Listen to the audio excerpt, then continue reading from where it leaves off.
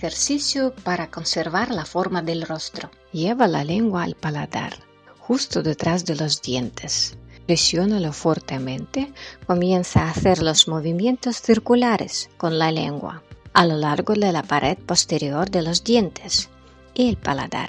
Mantén la boca entreabierta. Respira de forma habitual.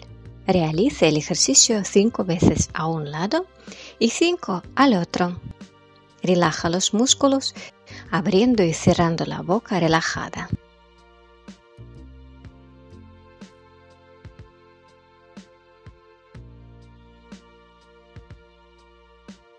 Y el caballito.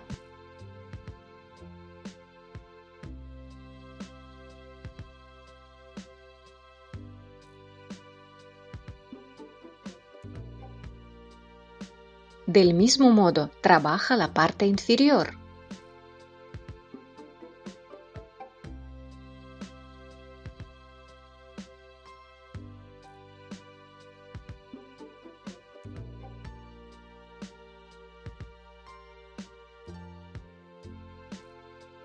Relaja los músculos.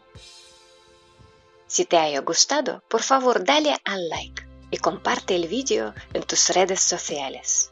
En el siguiente vídeo aprenderemos la técnica de fortalecimiento de la frente. Haga clic en el timbre para no perderlo.